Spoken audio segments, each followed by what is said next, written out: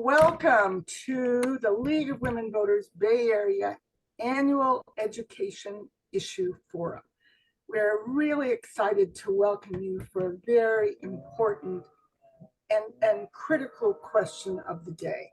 The topic today is finding solutions, connecting the dots. It's all about regional health equity and inequities.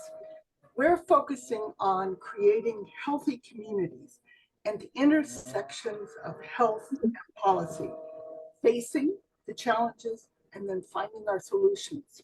Speakers will define the interrelationship of social, economic, education, and healthy living, discuss solutions to Bay Area health equity, racial disparities, and inequities. Exciting program, really welcome to the great speakers that are coming. We are excited also to welcome our welcoming speaker, Senator Aisha Wahab of District 10. Senator Wahab is committed to advocacy work and legislation addressing housing affordability, civic engagement, education, and economic inequality. She works as an advocate and organizer for seniors, women, and children. She serves as chair of the Senate Public Safety Committee and Health. She was elected in 2022 to represent District 10, which includes Hayward, Union City, Newark, Fremont, Milpitas, Sunnyvale, San Jose, and Santa Clara. Senator Wahab became the first African-American woman elected to public office in the United States when she won a seat in the Hayward City Council in 2018. As a council member, Aisha Wahab implemented policies, reduced economic inequality, expanded homeownership opportunities, supported small businesses, and strengthened safety nets for seniors, women, children, and working families. Please welcome Senator Wahab. Thank you, guys. Thank you for having me. Do you guys want me to just say anything or just talk about kind of what we're talking about today? Talk about what we're talking about today, and then you can add your own comments. Perfect. So, we're here to talk about equity and inequity. And I genuinely see it in my district the most. Santa Clara County and Alameda County, and the average home cost can go for about 1.3 to 1.4 million. And even the starter homes are incredibly difficult to be able to obtain for anybody. And there are highly resourced areas because of the wealth of the surrounding communities, and there's very low resourced areas because of the poverty that is largely hidden, right? And we have a stark contrast. And for example, educators, administrators, and classified employees at the School of the Deaf and the School of the Blind in my district, in Fremont in particular, are paid significantly less than public school counterparts in the same region. And the teachers themselves are paid $14,000 less per year than teachers in the local school district.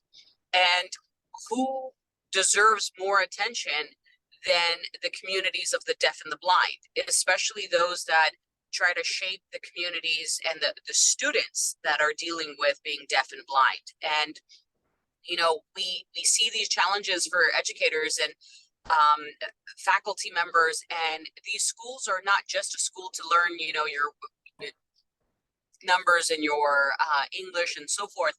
It's actually a community, right? A community where people can be with people that are very similar to them. And so this year, I actually introduced SB 1316 to promote pay equity for the community that really needs to be supported. And this is one of the oldest institutions that protect and support one of our most vulnerable community members, right? And so I try to prioritize this and look for ways that we can actually uplift not only specific communities, but the broader community. And I think Medi-Cal is one of the biggest safety nets that we have in this state. And the sad reality is that in a state with 40 million Californians, 1/3 sit on Medi-Cal. And to qualify for Medi-Cal, you need to be at the 138% poverty level, right? And if you really think about how many people we have to serve on Medi-Cal, that's quite a significant number, considering that every elected you talk to loves to use the talking point that we're the fourth largest economy in the world. Okay, if we're the fourth largest economy in the world, what does that really mean if our quality of life for the average resident isn't the greatest in the world, right? And so, with the concerns of our aging population, with the concerns of, how are we going to provide more support to them, I introduced one bill this year called SB 980, the SMILE Act. It is a bipartisan measure. I have over the majority of the senators who have signed on as co-authors, and very similar to the School of the Deaf and Blind bill. It is a bipartisan effort because I truly work with all people to make sure that we protect the most vulnerable community members. And the SMILE Act is allows for anybody under Medi-Cal to be able to have a dental implant covered, right? And so we have so much more to do. And I largely take a look at, the most vulnerable community members. And, I have a relatively affluent district. And I remember when I was running, people asked, how are you going to prioritize this city or that city? And I said, I'm not. I'm going to prioritize our most vulnerable community members. And the reason why this is so important to me personally is because I grew up in the foster care system. I was fortunate to be born here, and my father ended up murdered, and just going through the system and learning about different people, different cultures, and understanding even the statistics on foster care. Less than 3% obtain a college degree, and that is a government-backed system. That is for our most vulnerable children who, through no fault of their own, are in the system, right? And I see this constantly when we see a budget deficit that we are seeing today. The first and foremost thing that everyone leans to is the easiest thing, which is, who don't I have to report to? And vulnerable communities don't have highly paid lobbyists, right? They don't go to the legislature every day and talk to every single elected official to say, these are our priorities. So those are the things that get cut. And we saw it in the last Great Recession, where our senior community, our homeless community, or disenfranchised communities had any type of service that was for them pretty much cut. And I genuinely, this year, I have been very adamant with leadership and my colleagues saying, I do not want to see any cut to any type of social service, because $200 to a community member in need is far more significant than cutting millions of dollars for departments that are overfunded, right? Can I interrupt you here for one moment? Just one moment. Everyone is asking, they would like to see you live. Is there a reason you cannot come on live? I am driving. Oh, I had a feeling. I'm so sorry about that. We overbooked ourselves. It's like an overlap, and so I have to drive somewhere in time to be able to do that one too. So I genuinely apologize, but I'm happy to answer any questions, go over things a little bit more in depth, but so I'm happy to provide more time there too. No problem. Thank you for letting me interrupt you. You had a great flow going. No worries. Right now I'm happy to take any questions you guys may have. All right. Let me ask you this. We're looking at vulnerable communities and health equity, racial disparities. What do you see as that, and what do you see in your communities as a kind of a solution or a project that is really helping you? I think there's a couple of different groups. So here's the situation is, and I often say this, for example, I'm an Asian American, I'm an Afghan American, and I was very fortunate to be born here in the United States. And yet, the Bay Area, and specifically my district, is one of the most diverse districts in the state of California. And largely it has roughly 55% an Asian district, right? But being Asian is extremely diverse as well. And I often tell people, you know, you can come as an immigrant to this country and have money in your pockets, a job lined up, able to speak English, and so much more going for you. And yet you could also come from the same continent as an immigrant to this country, and your status may be in jeopardy. You may be an asylum seeker. You may be just a refugee or a parolee. You may actually have $0 to your name, and unable to speak English, and, you know, dealing with PTSD or mental health issues or anything like that. And we have to understand that even within communities, there's a lot of disparity, right? And for example, last year I introduced a civil rights bill that everyone said, oh, the problem doesn't exist here in the United States. And yet you had such a significant backlash for the rights of all people to be treated equal. Why? Right? Because there are hidden disparities that we don't even know about, right?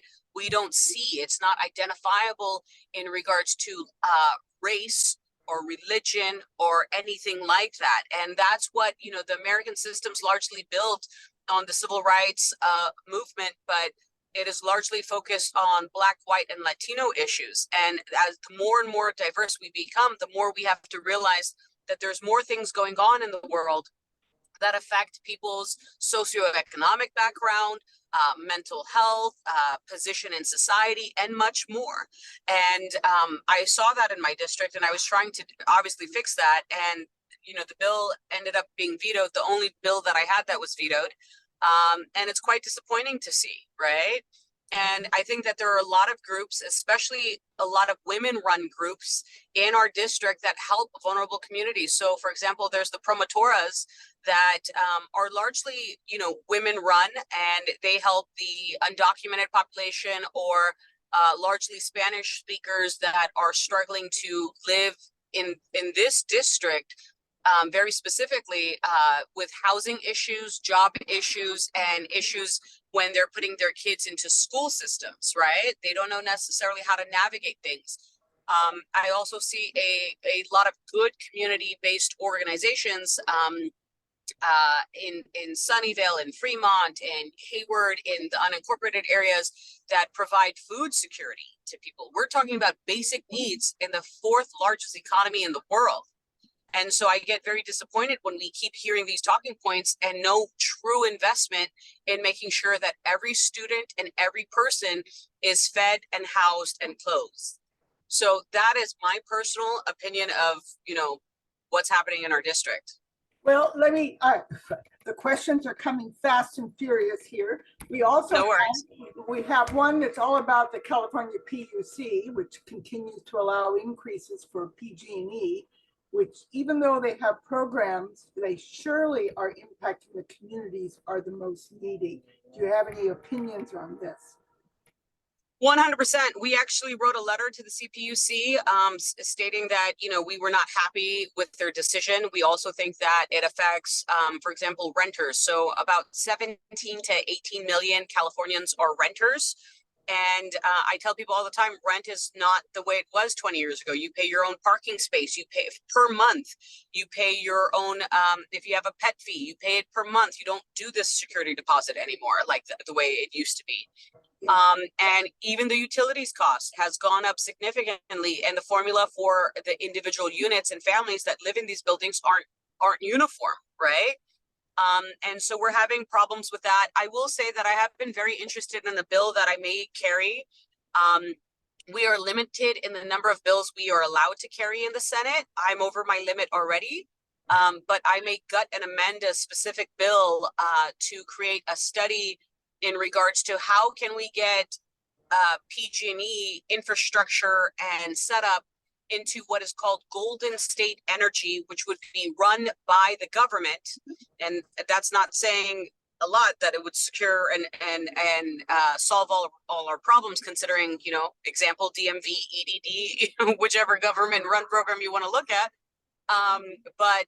The reality is that by introducing this bill alone, PG&E would not like it. PG&E would think about, okay, what are we doing? And right now they're trying to make profits for their shareholders and so forth.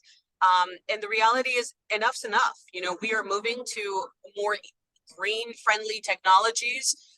We want PG&E to do the right thing, and they're not doing it. And even an introduction of a bill that may get killed does make people uncomfortable, right? And we saw that even with the human rights bill, right? It makes people very uncomfortable when you're trying to take power away from those that abuse it. And so I am very much looking at this. We have deadlines, so I just have to check in with my team. But we have been very aggressive with PG&E as well as the CPUC, which doesn't get enough light shined on it as to how that process even works to the average person, including an elected official. So I'm right there with you because I pay my bills too, and I have to maintain 2 residencies now. And so, you know, it's especially in winter and summer months, it becomes a lot. So I completely understand that concern. We have a follow-up question to, you were talking about Medi-Cal. The question is, how do you see our ability to serve our marginalized communities, lower income folks, and ability to expand medical benefits while confronting a budget deficit? What areas would you cut to allow increased? We have the budget deficit, but our budget is a value statement as to what are we going to prioritize, right? And I always want to prioritize the needs of the people first and foremost. And I've been consistent on that, whether it's my time on council or not. And the reality is this, is that Medi-Cal, and it's a very complicated system. It's actually more complicated than you know I can go into. They are matched dollar per dollar by the feds. And rate reimbursements is what the providers care about. So, for example, the dental industry is not super opposed to me saying that implants are needed. The reason why it's not is that the department in the administration has been stating that, implants are covered. Well, guess what? That's not fully accurate. Implants are covered only if you have something egregious happening to your body, like cancer of the jaw. That is the qualification to get an implant, which is not fair to the average person. Oral health is also preventative health, right? We can prevent bigger diseases and more difficult things to go through. So the request that I would like eventually is also that our Medi-Cal dollars be matched and we have a greater investment, because here's the reality. This is preventative care. This is a preventative measure, considering that we have a silver tsunami with our aging population growing at a rapid pace that we will not keep up with, right? And these are people on a fixed income, and the majority will land on Medi-Cal again. So I think that it's actually more forward thinking than, we're just doing this or doing that. I actually think it's a cost saver in the long term. Well, I hate to tell you this, but I want to give you, and I'm honoring your time. Thank you. I mean, I know we've just barely begun to touch on it, and I truly appreciate you being able to kind of open up our day and kind of set the stage for our conversation that'll follow. And so I would like again to say thank you and all our support as you move forward. Thank you. And I will tell all of you guys, my office and myself included is completely available to you guys for anything that you guys have difficulties with. If you guys have ideas, or if you guys want to set up another deeper dive in a conversation, I would love to be a part of it. And, our office is here to serve you. So thank you. Thank you. Okay. I realize there are other questions that came up, and we'll see if we can maybe we'll put them to the senator, and she can respond when we get a chance. Yeah, shoot me an email. Thank you. I will do that. All right. It is our next goodbye to you, and drive safely. Our next session, and if you would, Madeline, pull up the on our PowerPoint the agenda. I want to introduce. So let's look at this agenda. We want to thank again for her inspiring and empowering welcome, Senator Wahab. Now let's look at the agenda. Our next part is called Interconnection of Housing, Environment, Education on Community Health. And we will address this interconnection and really look at what we mean by connecting the dots and finding kind of solutions to this complex landscape of what constitutes a healthy community. So we have set it up so that we have a series of speakers. And after each speaker, we have set aside time for questions, which we encourage you to put in the Q&A. And we have had some questions submitted, which our director who will facilitate the questions will make sure that they're asked.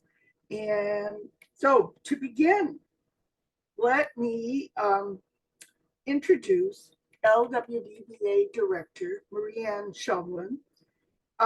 She is not only an incredible director, but also with advocacy work and whatever in what we call civil discourse and a variety of other topics. So with great pleasure, introduce our Marianne Chauvelin, who will introduce our next speaker. Thank you, Kathleen. I am really pleased to welcome and introduce Darius Young, the Director of Organizing for Black Health in the Bay Area Regional Health Inequities Initiative, or BARHI. Darius led the campaign efforts that catapulted the Black Housing Advisory Task Force from a concept to a massive campaign, with long lists of support from elected officials, community partners, and statewide supporters. Darius has a long history of successful and visionary advocacy and is building a vision around a holistic approach that includes housing, reparations, and community safety. Darius will provide an overview on building healthy, safe communities, and I am pleased to turn over the meeting to him. Welcome, Darius. Thank you. And I would just thank you for the opportunity to be here, and also thanking the Senator for her great overview of some of the things and challenges that we face. So first, I want to direct you, if you have my slides, to the second slide here. But before I go into that, just a little bit of who BARHI is. So BARHI, we're the coalition of the Bay Area's government public health departments, and we focus on those social determinants of health that impact health outside of the doctor's office. Things such as housing, employment, economics, things that we would not that the normal person would not ever think about, that goes into what makes communities and people healthy.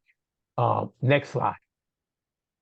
And if you could advance to the next slide, that would be great. I don't know if I can have the control to do that. But nevertheless, the BARHI framework is one that we talk about, and our BARHI framework focuses on what are those social inequities. So we know that to be class, and under class is race and ethnicity, immigration status, gender, sexual orientation as well. When we talk about, the inequities, we look at institutional inequities. And so those things are corporations, government agencies, schools, laws, regulations, and even those things that impact us through the nonprofit organizations as well. But one of the most crucial things that we talk about and look at when it comes to the inequities and the social, the impact that it has on health are the living conditions. And so when we look at living conditions, we look at land use, transportation, housing, residential segregation, exposure to toxins. There's our economic and work environment, which includes employment, income, retail business, and all of those things that really tie into what is tied into race, gender, and class as well. And so I just want to, in 2018, Bar High, we partnered with the Federal Reserve to do some original research on health and housing. And what it showed is that housing affordability is a central issue for health statewide, and that it's particularly acute for people of color, especially for Black residents. And that's due to, the compounding impacts of decades of discrimination, unequal access to wealth, and quality jobs, high housing costs, amongst other factors. If you can go to the next slide, and I'll just try to direct you one more over. So one of the things that we did in 2021, we held a convening in the Bay Area with over 40 African American led nonprofit organizations to come up with a strategy on housing. And keep in mind, this was in the time of when we were still very much into the COVID-19 epidemic, the pandemic. And as you all might know, or some people know, is that during that time, some of the things and disparities that were causing, health and inequities, those things came to light. And it's not necessarily that they weren't there, but we were forced to deal with them in terms of infections, people getting sick, all those social inequities. And the spotlight really hit on Black and brown communities, especially African Americans, who had some of the highest death rates and infections rates due to the COVID-19 pandemic. And so we know that when you look at, these cycles of exclusion and disinvestments, Black residents, as I said, we've dealt with outright housing discrimination, exclusionary zoning, community removal. And there's been in the last few years, there's a deep underinvestment in development and construction in establishing and growing Black corridors. And so we knew or saw that there was no statewide, anti-displacement policy or strategy for Black communities. And therefore, we launched what we call the Black Housing Advisory Task Force, which focuses on these issues, and we call it short for Black Hat. Now, next slide. And so one of the things is that what we found is that in traditional cities in the Bay Area, where you used to have these high populations of African Americans, like in San Francisco, Oakland, Berkeley, East Palo Alto, those communities in the last, 20 years, there's been people, because of housing affordability, they have been forced to move out of those communities, and they're moving to more isolated communities such as Brentwood, Elk Grove, Antioch, and Stockton, that really don't have what we call the resources there to contain the communities. And so even though housing is actually, more affordable, but it's going up, there's still an underinvestment in what we call, cultural zones. There's a lack of businesses, opportunities. The education, systems are not geared for, attaining larger, different populations. And I would just point out, in Antioch, when you started to see a shift in Black residents moving to Antioch, when Antioch was more affordable, they young people, they were going to the schools, and Antioch had one of the highest suspension and expulsion rates in America amongst African American students. And so that just goes to show you about what we call some of those compounding harms that continue to exist. Next slide. And so, like I said, we are experiencing health-wise, there's a 10-year life expectancy rate when it comes to African Americans and other people, and that's due to, once again, those social, determinants of health that impact health outside of the doctor's office. Now, I spent time literally in this presentation talking about all the things that are wrong, but I also like lifting up solutions. And we think that one of the solutions is to really hone in on what we call a Black housing fund. And we have been at this for maybe 2 years now. And most recently, we've established a new fund called our 10 for 20 campaign. And we're looking at investing in 20 communities throughout the state of California. And there are, I think we have identified at least, 8 communities in the Bay Area, and to make an investment in capacity building and also community planning to get those communities prepared for brick and mortar development, so that housing, affordable housing, not just rental, so that people could be able to buy housing. Because we do know is that one of the long-term things that impacts wealth is the ability to own homes and to be able to own land.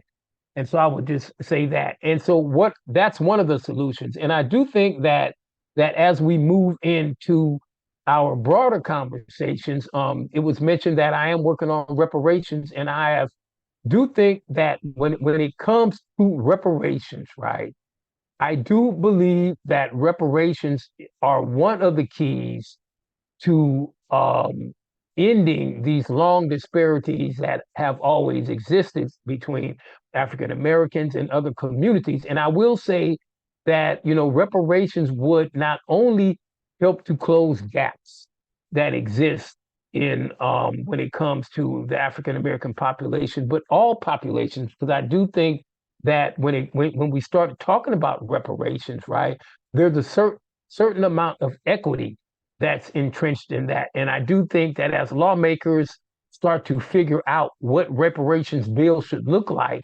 some of them can include, like equity bills. And if these bills overlap and help others as well, we are doing what I would call a great job in closing the disparities and helping to have a more equitable society here in California. And so, we know that right now when it comes to the wealth gap that exists, and this is per one of the reports in the reparations task force report, if you go to the executive summary, which is online, there's over a 9 times wealth gap between that exists between African Americans and white Americans here in California. And we know that if you look at housing segregation, right, the federal government used redlining to deny African Americans equal access to buy a single family home. At the same time, they subsidize other groups to be able to do this. And even with the passage of the Fair Housing Act in 1968, which outlawed housing discrimination, it did not fix the structures put in place by 100 years of discriminatory policies. And so I would say we need to continue to work on this. So just as a snapshot, and I know I'm running close to time, but the average urban African-American person in 1890 lived in a neighborhood that was about 27% African-American. So today in 2019, America is as segregated as it was in the 1940s, with the average African-American living in a neighborhood that is 44% African-American. And so we know that better jobs, tax dollars, municipal services, healthy environments, good schools, access to health care and grocery stores have all followed other people out of the communities to move to the suburbs, and have left a concentrated poverty, underfunded schools, collapsing infrastructure, some of those things that the senator talked about. And so we're in a position that I believe today, in spite in California of the budget, that deficit that we have, to make real investments in those inequities. And as you begin to do that, you will see that, in my opinion, all Americans in California will benefit. And so I know I'm at time, and we're going to get into Q&A, but please feel free to ask me any questions that you have, and hopefully I can answer them for you. Oh, Darius, we have a question from one of our participants. How can we gain reparations investment in broadband high-speed internet in Black neighborhoods in Oakland? So one of the things that I would say is that if you look at when I think it was on the 1st of February, our California Legislative Black Caucus, they introduced a series of what our first reparations bills are going to be. And I do believe that at least one of those bills is focusing on technology and broadband. And that has been an issue that has come up over and over again, even since the pandemic, right? That, the ability to be able to have connectivity and broadband. And so when you look at that, that's one of the policies that I think that is going to be eventually a part of a California reparations bill. But I would also say in Alameda County has set up a reparations task force of their own, and they are studying reparations in Alameda County. And so I would, encourage anybody who's a resident, whether you are African American, Latinx, whomever, to join in those conversations and make those kind of recommendations, because we know that quality living, quality life does surround around the access to broadband. Well, thank you. Also, could you speak to any programs that you are aware of, either here or other places, that have been successful in addressing the issues that you're talking about? So I would say this, right? The first community that comes to mind for me, I'm looking at Evanston, Illinois. There was a alderman there in 2019 by the name of Robin Rue Simmons, and she authored a bill to take the revenue associated with the legal sales of marijuana, and putting them into a reparations bill that focused on housing. And I would say that, in 2020, that bill passed for Evanston. And right now, they have been able to do, they've gotten what, 6,000 Black residents in Evanston have gained access for money for housing repairs and those things as well, to upgrade housing. And so that their houses can become, when it's time to sell the houses, they can get what we call fair market value for them. And so that's one of the programs. I do think that if you looking at other investments as well, at the end of the pandemic, the city of San Francisco, they set up what's called the Dream Keepers Initiative. And what that did was it took existing revenue from the San Francisco Police Department, and it put it back into, I think it was $10 million to go toward services and opportunities that address the inequities associated in San Francisco. So these are just a few of the measures. We have to look at, how we can extract money to go into other places. And if you look at, how that's been able to maintain and operate, it does help to build equity, and also in the long run, it saves money in different parts of the budgets as well. So I would say that. Thank you so much. You're welcome. They sound like fantastic programs.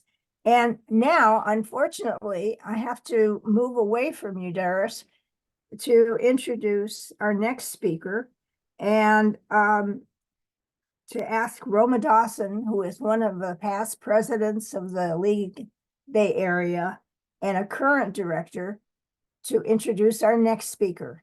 Thank you so much, Darius. You're welcome.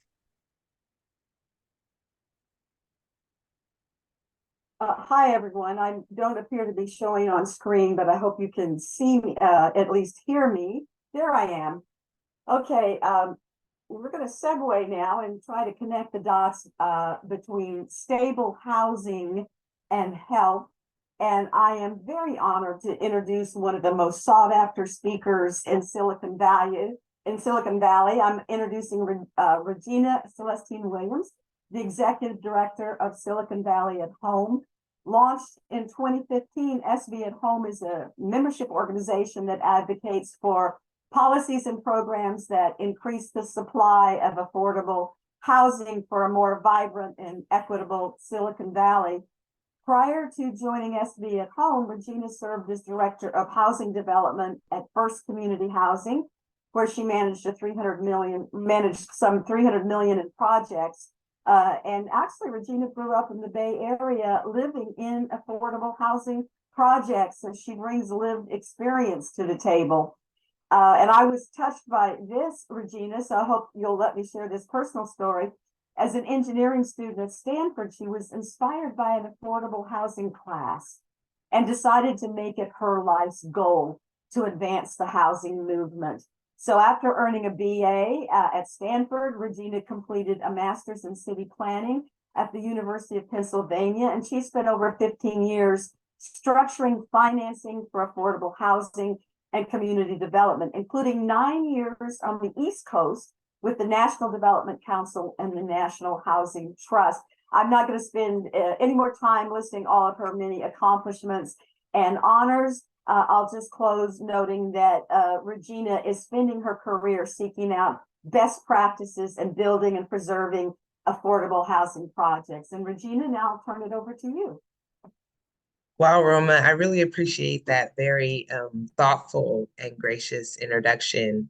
And I have to just share a little bit about the story on how I discovered affordable housing, because for me, once I realized by taking that affordable housing course in my undergraduate studies, that there was a whole industry of folks dedicated to making sure that folks who were low income, marginalized groups of folks, many of the people who have struggled from historical inequities, such as what Darius referenced, people who were dedicated to making sure that we had housing that was affordable, that was stable, that met the needs of individuals and families. I knew I had to be a part of this work. So I'm really grateful to be here today, more than 15 years into doing this great work alongside so many people who dedicate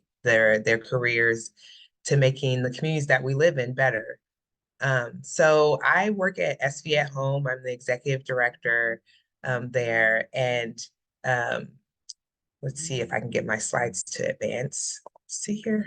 Okay, and at SV at Home, we really work to bring our expertise around policy and housing policy to advocate for the production of more affordable housing, the preservation of existing affordable housing, and protection of low-income tenants, those who are most vulnerable to being displaced in this community that is Silicon Valley. We do those things through education, such as this, making sure that folks, the general public, folks who work alongside of us, folks in adjacent spaces, like healthcare and education, and all kinds of adjacent spaces, food access, understand and have access to information around what affordable housing is and how they can get involved in this movement. And then we also do empowerment work. And what we mean by that is that we work with folks who are directly serving the communities who are most harmed by the existing housing market, and who would be most impacted from this work in affordable housing. Those folks who are serving them, we empower them to be in the spaces that we're in, have access to policymakers, and folks who influence what our policies and our state legislation looks like. And we do a lot of leadership development around that to fill in the gaps in our ecosystem, because we know that our current system is broken, and there's a lot of work that has to do so that we can see transformational change in how we provide access to housing in this state, in this region, and in Santa Clara County. So I'm going to talk a little bit about how we got here. Where we are is that it is very challenging for the average renter, the average family, the average household to be able to afford the market rent in Santa Clara County. And this is something that is widely known. But I just wanted to put these data points on the screen so that you all can just really see how unaffordable it is. A renter earning minimum wage in Santa Clara County would need more than 3 full-time jobs in order to afford the average rent in this county. And so here we are at a place where, you know, the average person is having a challenging time being able to live and afford market rate rental housing. And so this is another chart that really emphasizes what that does to households and families and individuals. We have a measurement called cost burden. That's when someone pays much more than what they can afford in rent. So we have folks who we know can't afford rent, but they're of course living here and they're paying rent in any ways that's unaffordable. So if you're at an extremely low income, that's a family of 4 that earns below 54,000 a year, you're likely 70% of those households are likely to be severely cost burdened. That means paying more than 50% of their income on rent. And so you can see that darker bar is like at the different income levels, the likelihood of a household being over rent burdened. Folks are still paying rent, they're still living here, but they're struggling. And the lighter bar is folks who are cost burdened. They're paying more than 30% of their income on rent. So again, this shows the linkage between what it costs to live here, what folks can afford, and their vulnerability to being displaced either out of this region or out of their homes, onto the streets, onto the creeks, into their cars, into unhoused situations. Hold on one second. My daughter is right here. One second.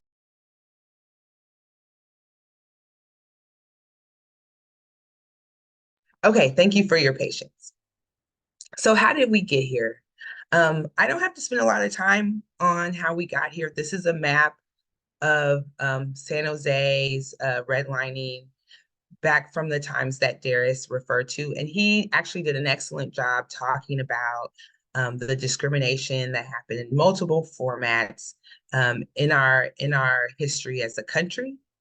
And a lot of what happened that got us here had to do with deliberate discrimination, racism, and these the legacy of these inequities remain today and are reinforced by many systems that exist.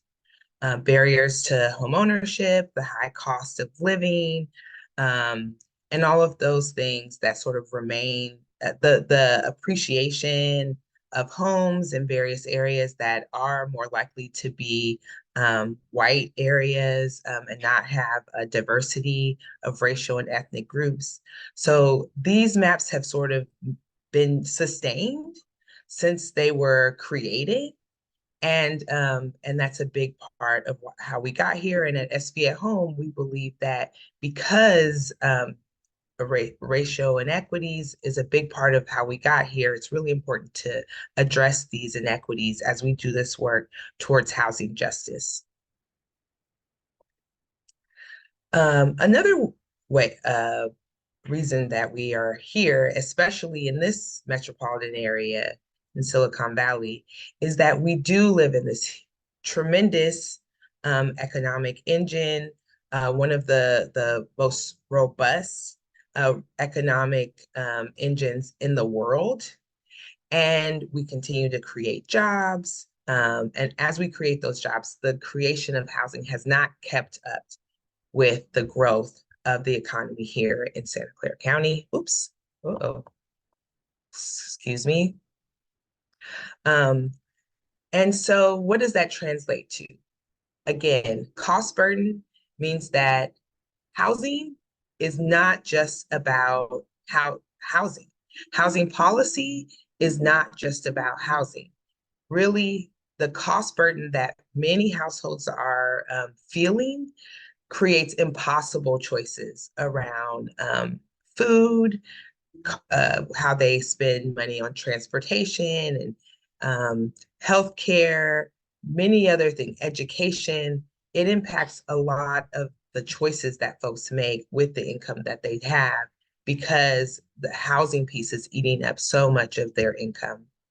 We also see a lot of overcrowding, a lot of housing instability, folks who are in non-permanent housing situations, living with friends, living with family. We also see direct health, educational, and employment impacts when it comes to where you live. Your zip code determines your life expectancy in this country. And then there's tremendous displacement. And what that means is being removed from the networks that many families rely on to be successful, especially if you have a lower income, being able to be close to extended family, be close to grandparents, be close to schools and neighbors, but really being uprooted from those community ties because you can no longer afford to stay here. And then, of course, eviction, which is really can be very traumatizing. In San Jose, nearly 23% of households pay more than half of their income for rent. Again, that's over cost burden. That's 1 in 5 households. So in Santa Clara County, that represents 65,000 households, not individuals, 65,000 households. That's a lot of people being impacted by the lack of affordability. And of course, that translates into sprawl, folks commuting from way out, increased greenhouse gas emissions, and underutilization of public transit that might have that local transit infrastructure. People are commuting from beyond that. And then massive infrastructure maintenance costs. So we are seeing the results, all of us are impacted by the results of the inability of folks to stay in their communities where they work, where they have lived and grown up. And as people continue to get pushed out and displaced, there is environmental impacts. And we all benefit from affordable housing. Affordable housing means that folks are able to invest more in their local communities. They're able to strengthen their ties to their family. It means that they're able to, invest in the thriving local economy, and be able to invest in their health in ways that allow for folks to have less strain on social nets and things like that. It also, affordable housing results in a healthier environment. Again, reducing traffic, greenhouse gas emissions, allowing people to walk more, to bike more, to do all the things that we know are better for a thriving local and healthier environment. 1 second.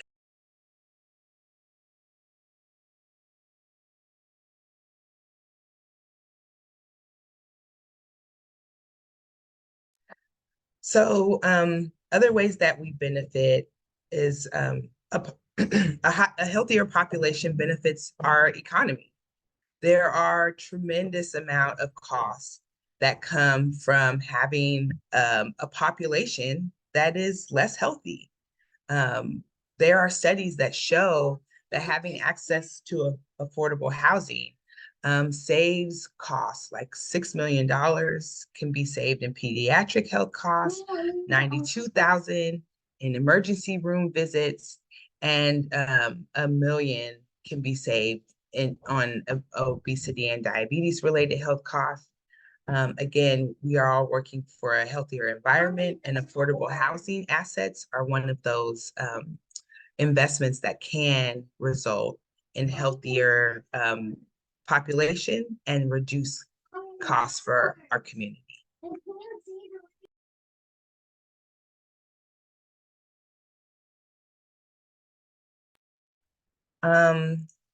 So let's see.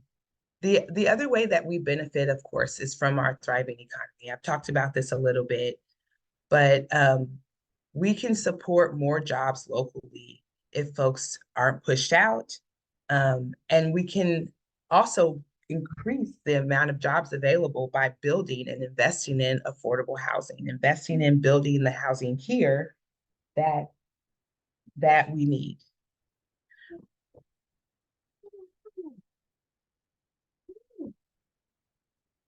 So what I've emphasized is that affordable housing improves the lives for all of us. And I just want to underline that as we work towards more affordable housing, we have an opportunity in this particular region to invest in affordable housing through the Bay Area Housing Finance Authority. There's an opportunity for the Bay Area Housing Finance Authority to place a $10 to $20 billion affordable housing regional bond that would impact all 9 counties of the Bay Area. And so SB at Home is a co-lead in the effort in Santa Clara County to educate more of our residents within Santa Clara County about this opportunity. What it would mean for Santa Clara County is anywhere from 1.2 billion to 2.4 billion in funding, and then a separate 1 to 2 billion for the city of San Jose. So the opportunity is tremendous, not just for the region, which is really important because we see that there are no boundaries to the harm and the impact that the housing market has done in our region, but there's a tremendous opportunity specifically in Santa Clara County and the city of San Jose to really leverage the infrastructure that exists to build more housing and make sure that everyone in our community can live and thrive here. Thank you. Thanks, Regina. We have a couple of questions that have come in. If you can stay just a little bit longer, I know you may have a lot of demands on your time today. And thank your daughter for sharing you, because I know you've been traveling, so I'm sure she's just happy to see mom home. We have a question coming in from Christy that says, even though there's a push for spending government funds on 100% affordable, whoops, I just lost it, folks. Let me try to get it back up. Even though there's a push for spending government funds on 100% affordable rental development because of the need to serve the majority, how can we also make it a priority for lower income residents to be able to become homeowners and have a chance to build generational wealth? I know this is a tough one, but it is of a lot of interest to lead folks. Yes, no, I really appreciate this question. At SV at Home, we believe that all the tools for increasing not just access to housing and affordable housing, but increasing stability are important. And I think that homeownership, and we've seen this in our communities, is a tremendous opportunity. Increasing homeownership is a tremendous opportunity to increase the stability of households and families in this region. The challenge with homeownership is that one, it really creates a commodity in terms of your home. So for us, we believe that housing is a human right. Everyone should have access to a home. And when you focus policies around homeownership, especially individual homeownership, it really reinforces homes as commodities, right? And that's how it is in this country. They're assets. even the home that you live in, that you've bought and your family lives, and you know that it's an asset, it's an investment, and it's something that you're hoping will, increase your equity and provide a profit. And that becomes extractive. And the way of seeing homes that way, and not just seeing them as places that are essential parts of community that everyone should have one. And so at SVA Home, we are very excited about the opportunity to explore shared ownership models, because that brings the need for stability, for control, for that kind of level of investment beyond renting that allows folks to control, like, what happens to my building or my home. What are the decisions made? How do we decide whether we want to, replace the plumbing or the roof, and those types of things. But it also emphasizes, like, the importance of community, and the value of being in the ownership together with others, and not just like hoping that your home becomes more valuable than your neighbor's home and that sort of thing. So we're really wrestling with that concept of like decommodification of housing. Okay, thank you. And I should clarify quickly for everyone that your League of Women Voters Bay Area Board supports the concept of affordable housing bond. We're still reviewing the details of the measure and reviewing it, and we'll be making a decision later on. And I think there is some provision for home ownership, or some funds set aside, a small amount for home ownership in that bond if it passes. So there's information on our website from 2 educational forums we've done on it. And Regina, I just want to point out, you're kind of a living example. One of the comments you made when you were first hired by SB at Home, when you were interviewed, was that the fact that you were able to live in affordable housing and have stable housing meant your family didn't have to choose between rent and medical care. And that's kind of the point of what we're doing today. So thank you very much, Regina. And we're running a little bit late, so I'm going to be introducing Louise Rothman-Reamer, who is a board member. She brings much experience to our board as a past president of the Oakland League. And of course, Kathleen will be joining us. And Kathleen, I think I'm turning it back over to you first. Thank you. Thank you. Thank you. Let me introduce what Louise and I are looking to present.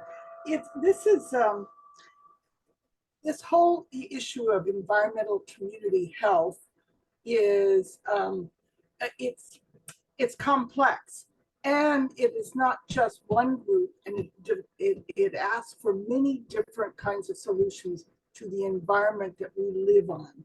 And what you're going to see here is, and if Louise, if you will let me be the speaker at this point. And Can do. what we're going to look at are case studies. We've kind of been doing some research, and it's part of our work here on looking at how to create healthy communities. So we're kind of looking at what are some of the solutions out there for creating healthy, life-sustaining communities and addressing location exposure. The first thing that we're going to do is we're going to look at, again, Bar High has did a report on health inequities in the Bay Area. We want to look at that. They had some interesting findings that Louise is going to share with us. We're going to look at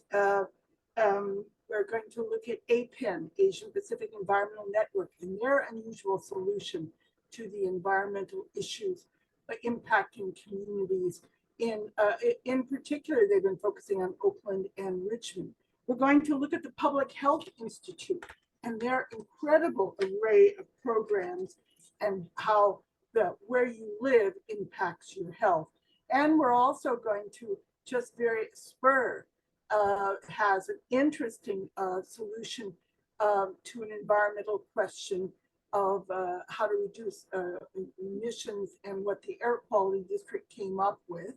And then maybe if we have the time, we'll look at EPA and what they have to say about environmental justice. So we're going to just whip you through a variety of different solution problems and issues that, kind of give you the landscape, the broader landscape. So first, I'm going to now turn it over to Louise, who is going to kind of share some of the findings that came out of Bar High's regional inequities in the Bay Area. So Louise, I turn it over to you, and then she'll come back to me.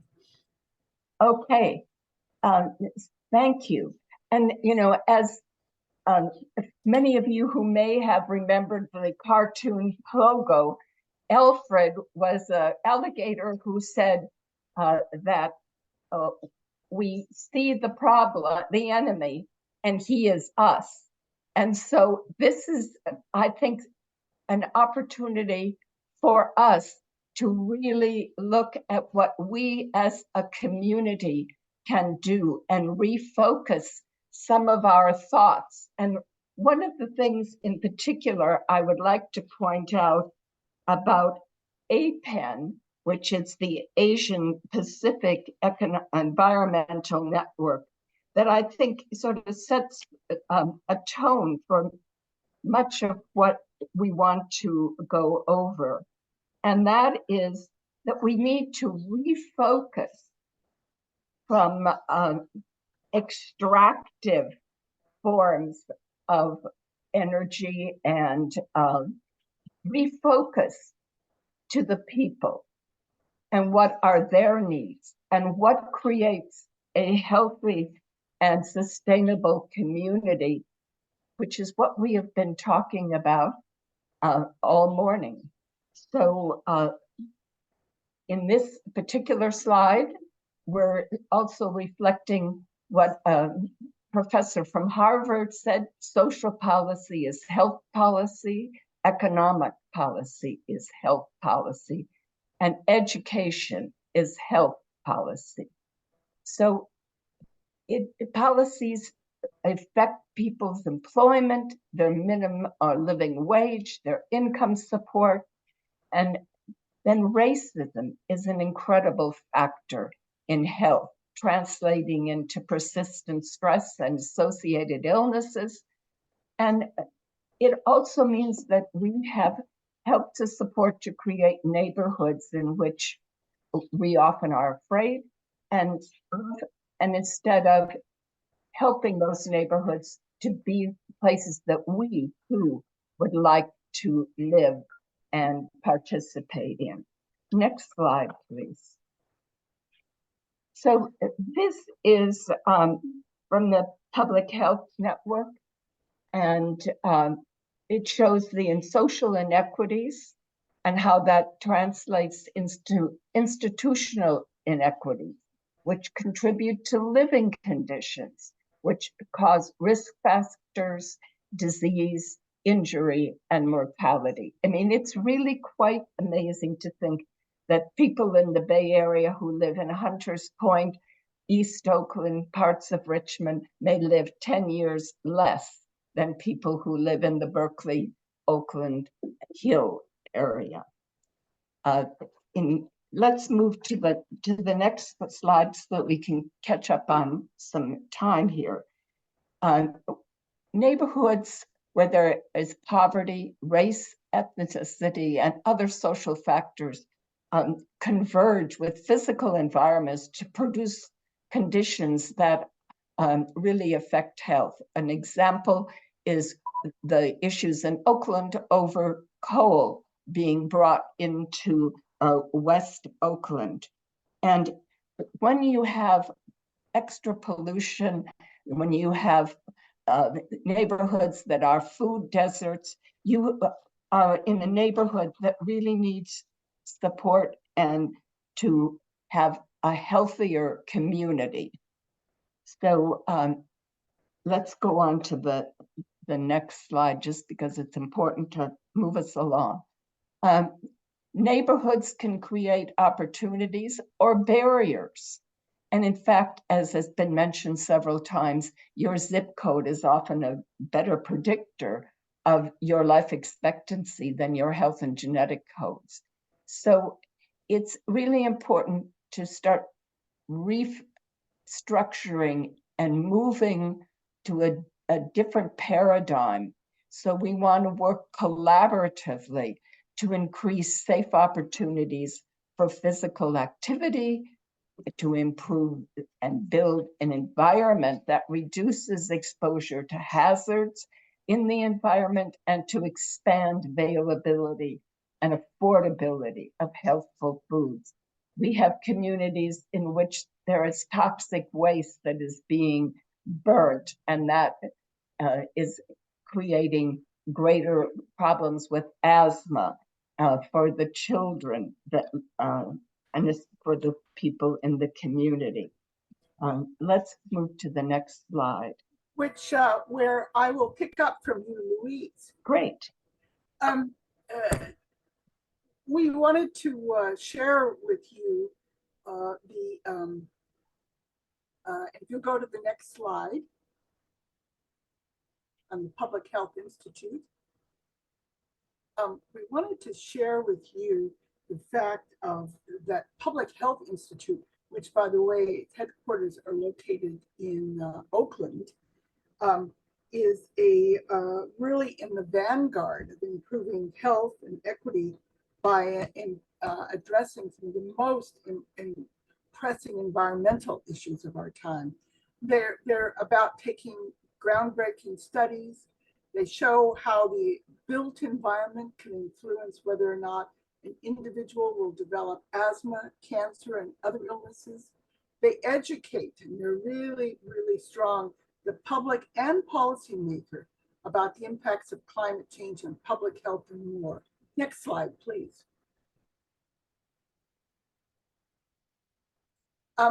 This is one of the Public Health Institute is wide variety of issues, and we can talk about them. But one of the interesting kinds of projects, just to give you an idea of the scope of what they're doing in terms of problem solving, Louise mentioned the whole issue of food deserts and the issue of being able to access as part of our healthy climate. Public Health Institute has a special project, what they call Building Health Equity.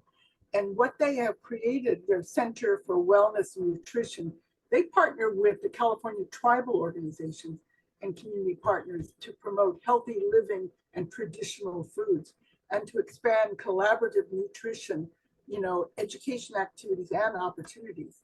The CalFresh Healthy Living, they call it CFHL, Tribal Ambassador Committee, they include tribal partners from communities throughout California who provide feedback, guidance, and suggestions on nutrition education materials, healthy traditional recipes, and then the partnership development and their ideas to serve California, American Indian, Alaskan Native communities. They have developed a range of new culturally rooted CalFresh healthy living. Next slide, please. This gives you an idea of their health focus. Now, these are listed here and they're all links. They have incredible programs on asthma, climate change, community development, health in all policies, nutrition and food security, physical activity, rural health, school-based efforts, and violence prevention. Violence being considered a national, if not local, and community-wide health crisis. And you'll notice below is a link to where you can get these and more information about all of their particular focus and projects. And by the way, just to let you know, as you're trying to keep these down, we will send you after this program a link to these PowerPoint slides, and which we will hold at LWVA, which you'll have a link to it, and you can, and as well as a link to all the other links, and we'll go from there. Next slide. I wanted to show you something that I thought is really interesting in one of the solutions, because we talk about individual health maladies as well as just how do we create a healthy community? And one of the most interesting issues has to do with asthma. And asthma, the high rate of asthma.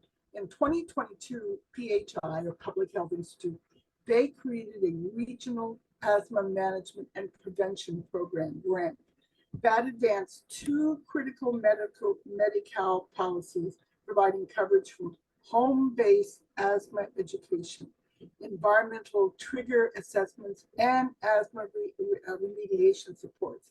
Big words for saying they created the climate and ways for more home health care to go to individual homes to help them with being able to manage the asthma education and access to all the kinds of medication remediation that they needed. Next slide, please. I always, we forget about the issue of climate change sometimes because it seems so big, but it has a tremendous effect on our health. And in fact, it's considered one of the greatest health challenges of the 21st century. And so what Public Health Institute has advocated for is what we call healthy and climate resilient communities. They have a whole host of tools that they have done. And their particular focus is on vulnerable communities that are impacted worst and first when we have our crises. They have policies that that are about addressing the root causes and working with communities to get or address these high impacts. They're incredibly, their research programs are tracking rates of asthma, communicable and chronic diseases, and other related health threats. And it goes on, their strategies are looking at the interrelationship of health, agriculture, transportation, urbanization, and energy.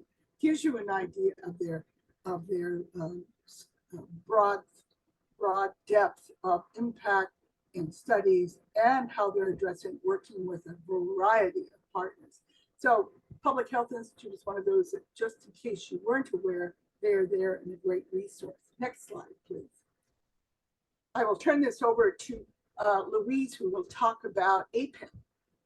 Right, and we mentioned this before, but I think that on this slide, the first paragraph here is really exemplary of what this organization and others like it are trying to do.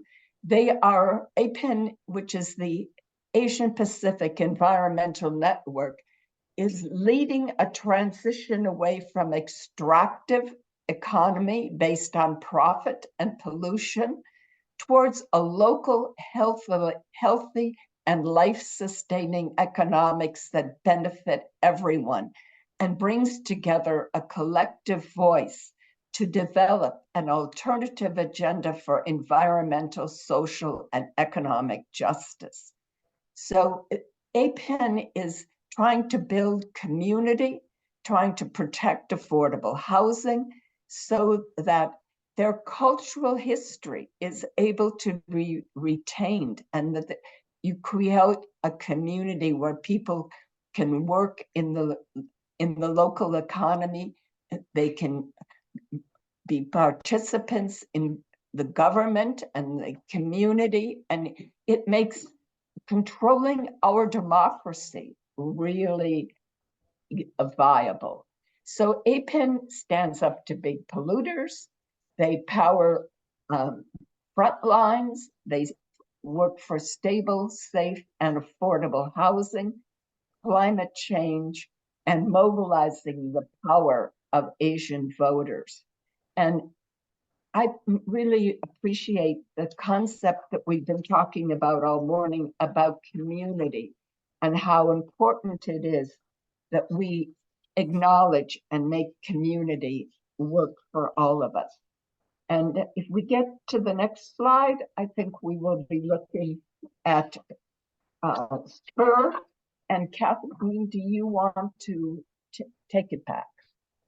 All right, well, before we go to the next slide, I think this slide that you're seeing here right now is APIN's graphic to what they mean by an extractive economy to a regenerative economy. And you can see what they mean and visually all the way to they're looking at divest from the extractive and invest in clean renewable energy, climate resilience, safe and affordable housing, and just as Louise has done. But I thought, just wanted to call attention to that graphic. It really tells you what they mean by extractive economy and the value thereof.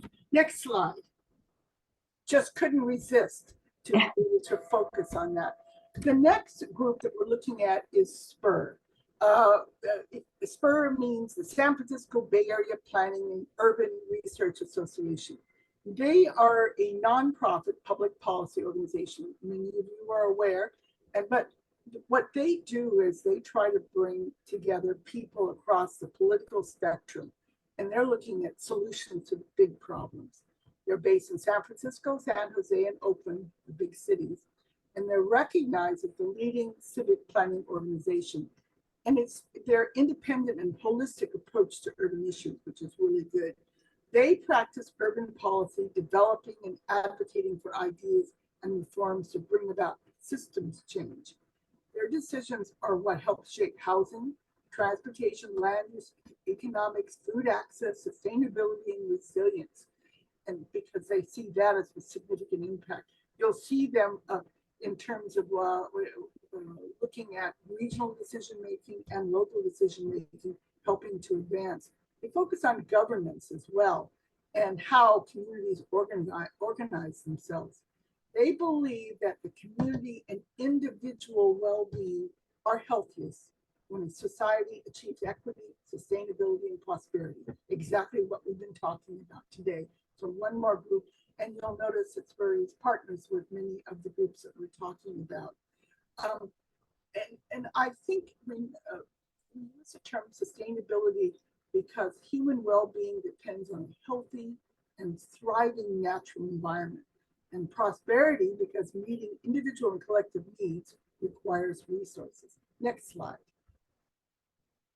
So here's their 5-year priorities. Eliminate the use of fossil fuel, use nature-based solutions to make communities resilient to sea level, make sure that all people and ecosystems have the water they need to thrive, and improve seismic safety of buildings and advance hazard planning and preparedness. Next slide, please. I just wanted to give you that particular overview to give you an idea. A critical thing that they've been doing, they've been looking at, and again, addressing our environment, eliminate carbon emissions and create resilience, environmentally just communities.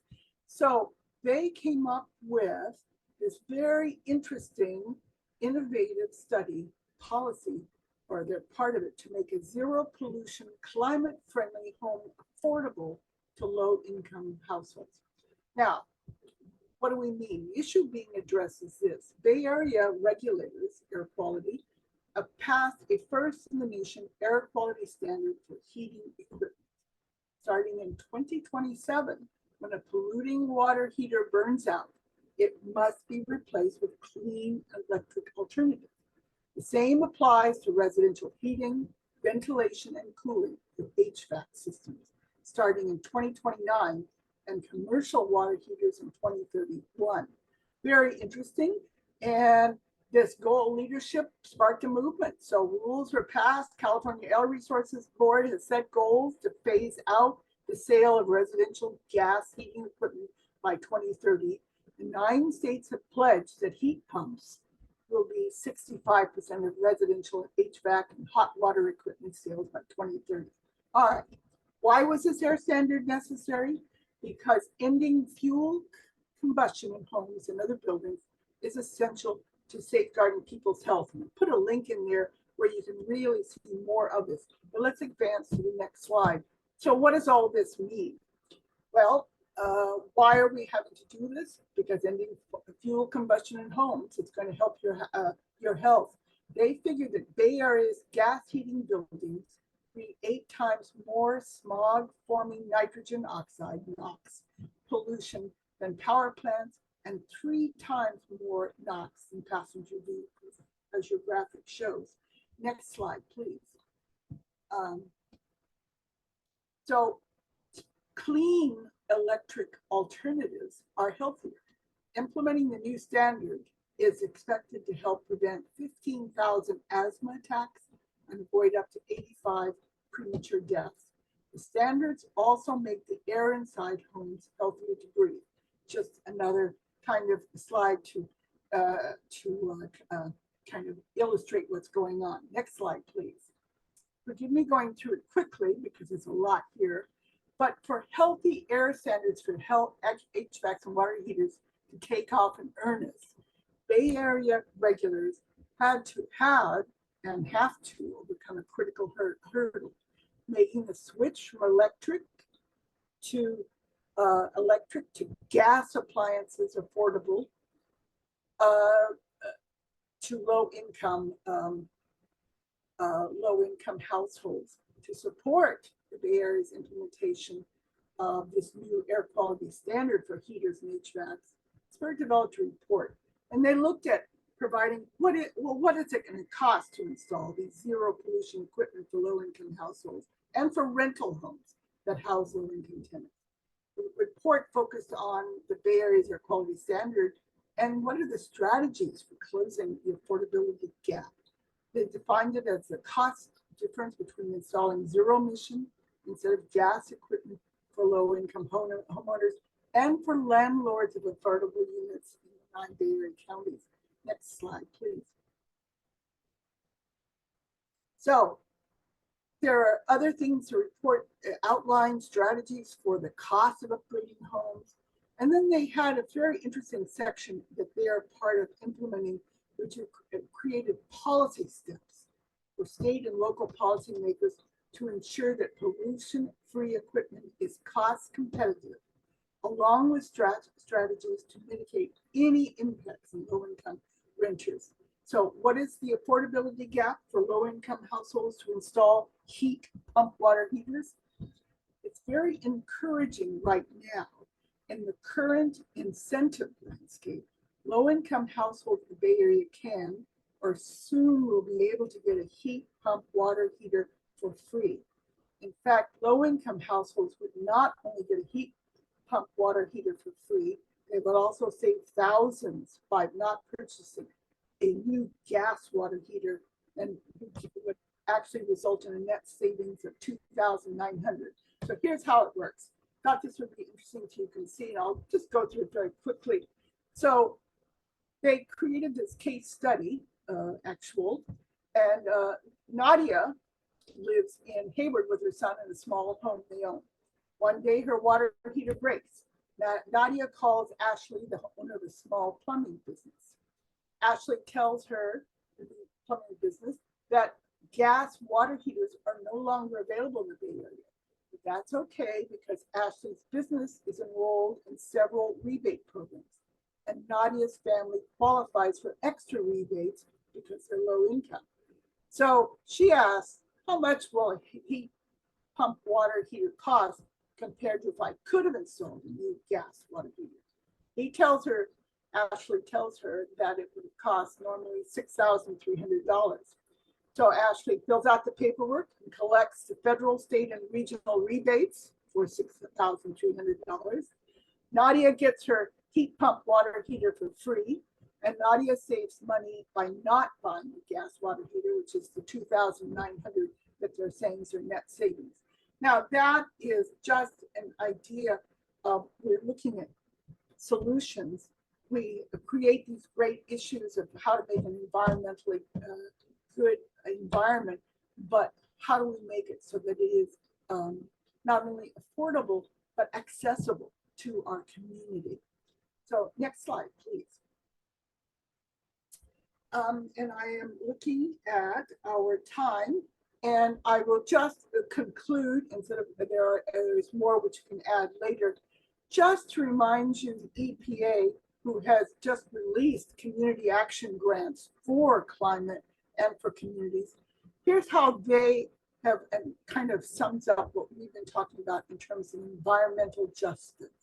It means that the just treatment and meaningful involvement of all people, regardless of income, race, color, national origin, tribal affiliation, or disability, agency, decision-making, and other federal activities, just treatment, that affect human health and the environment so that people are fully protected from disproportionate adverse human health and environmental effects, including risks and hazards, and all those related to climate change. The issue, I think, which we can end on this before we go to kind of some questions and other discussions, is the whole idea is to have healthy, equitable access to a healthy, sustainable, and resilient environment which we can live, play, work, learn, grow, worship, and engage in cultural and subsistence practices. How is that for the quickest look at being able to look at all the other kinds of solutions? So we're going to open it up now. I mean, we've generated obviously questions, and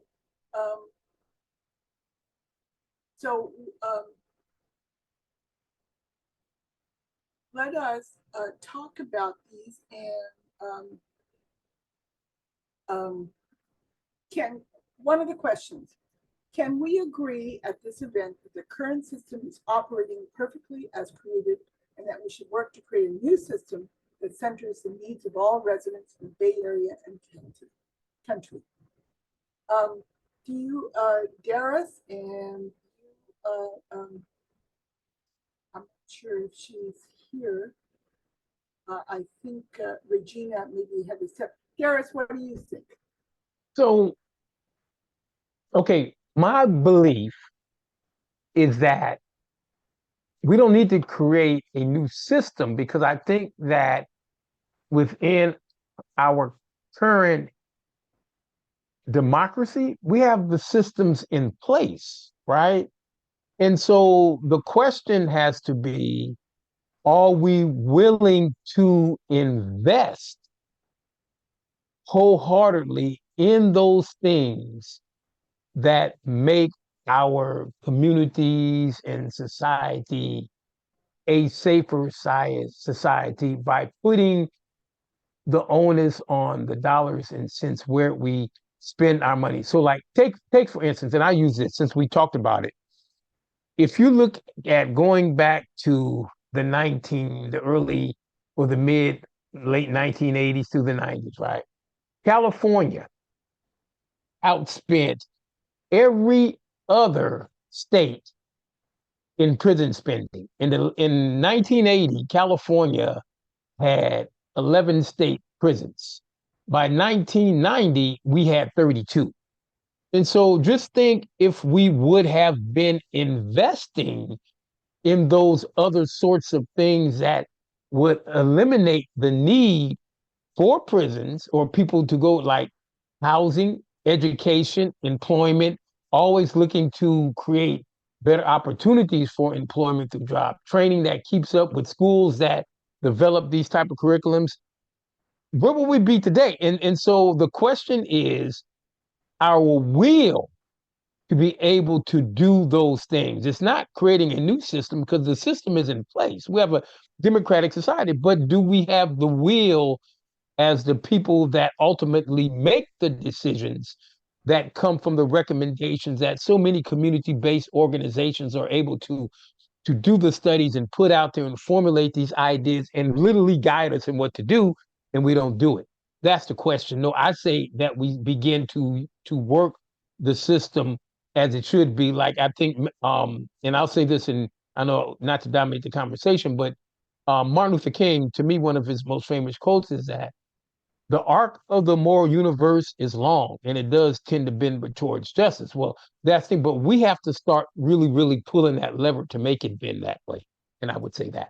Well, I think your answer goes to the next question, which says, many policy actions meant to address serious problems might help people, but if they do not address real root causes of problems, these actions might make the problem worse as they try to fix the bad results. For example, if government programs help people pay for deserved health care, our for-profit healthcare system simply benefit because they get paid and they continue on. Should we be focusing on changing the system first. And I think that's what you were addressing, correct? That is exactly, Yes. we've got to go Yes. with that. And I just think that if you look at it, years ago we had an opportunity to do it with the first look at how what they call Obamacare was going to roll out, right? But there was so much opposition against it, right, that it was literally whittled down, and it came to nothing. But we see that that same type of healthcare system that was envisioned, it's working in places like France, right? It's working in, it's not, we don't have these wide disparities in our healthcare system because they have that type of healthcare when people are getting access to healthcare, you know, when these components are in place. And so once again, right, yes, there's a need to look at how we invest and not to have this onus on what we call what I would say keeping this caste system. And a lot of people want to say it's a racist system, but I'm beginning to look at it as what it really is. It's this caste system that keeps the same people, you know, at these bottom levels without reaching up to the top. And we can very, very, very easily, you know, do that. And so let's use the system the way it's created in our democracy to be able to make sure that people and communities have the real opportunity to flourish. And there's nothing wrong with that. I think that's what Senator Wahab was saying, that we Yes. need to refocus and put people first rather than corporations, and that changes the dynamics, and that's really an important thing that people can do. Right. And that's the thing that people can do. Right. Is because we come to a more of a corporate driven society than a people driven society, if you ask me. Well, you know, this is just the beginning of our discussion, and it is really. And I could point this out too, if I may, right? You know, we did a lot talk about housing, right? And keep in mind, I'm not terribly old, but I am old. I'm in my 60s. But as an African American growing up in the late 60s and throughout the 70s, right? You know, what I saw were progress. Like, take for instance, you know, my mom and my dad, you know, they were civil servants, but they were able, and they raised 5 kids, but they were able to buy 2 homes in their lifetime, right?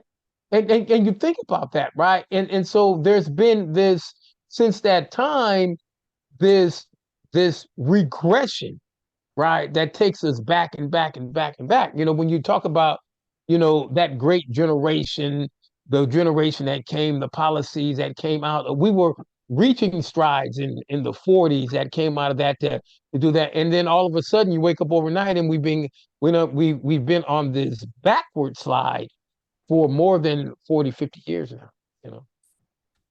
Well,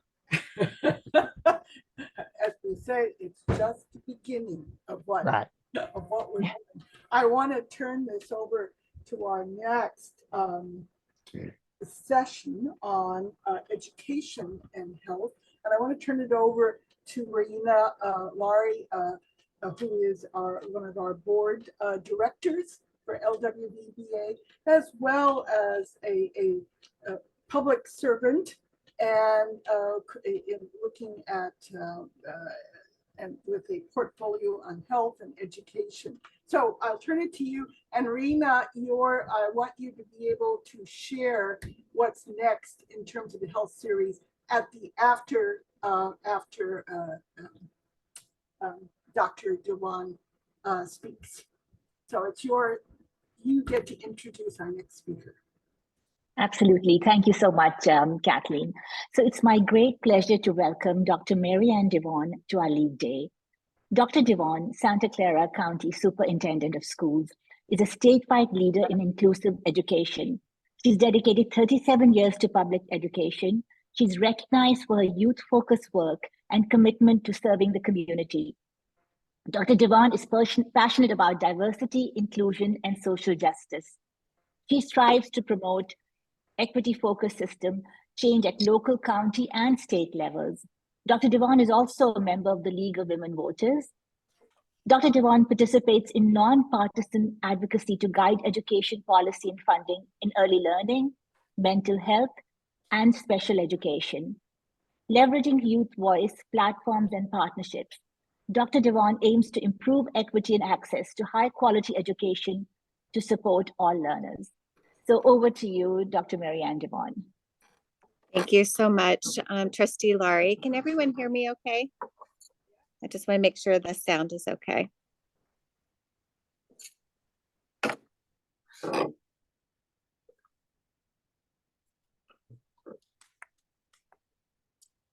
We can hear you great. Okay, thank you for confirming. I wasn't sure. So thank you so much for having me, and it is a pleasure to be with you today. I believe there is a slide deck that someone will be advancing. Thank you very much. And so good afternoon, and again, thank you for having me today. It is really a pleasure to be with you today and have a chance to talk about a strong belief that I have around the intersectionality of health and education. If you can move to the next slide, please. I believe that intersection. Research has shown that consistently, students' health significantly impacts their academic achievements and vice versa. Students with untreated physical and/or mental health conditions often struggle in school, and conversely, healthy students are better positioned to excel academically, ultimately leading to improved long-term success, better health, and improved outcomes. The ways that we measure the well-being of children are often those connected to education, such as their attendance and grades. Therefore, addressing the educational needs of our youth inherently means addressing their overall well-being. Next slide. Understanding the challenges our young people face provides a foundation for creating equitable environments that support growth and development. Today, I'm going to focus on 4 key challenge areas impacting children in their learning: physical health and behavioral health, chronic absenteeism, and climate change.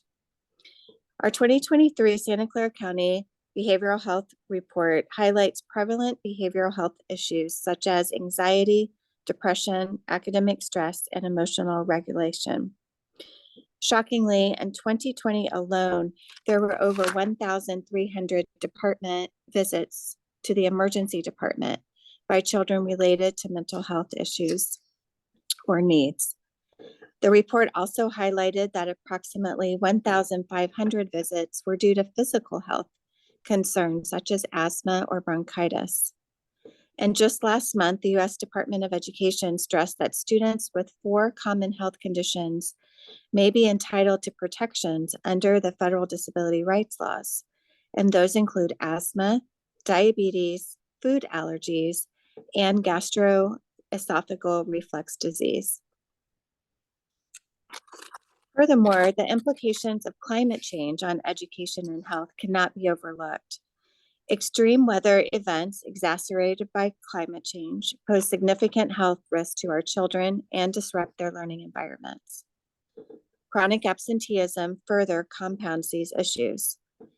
Chronic absence, defined as missing 10% or more of the instructional days students were enrolled to attend, varies.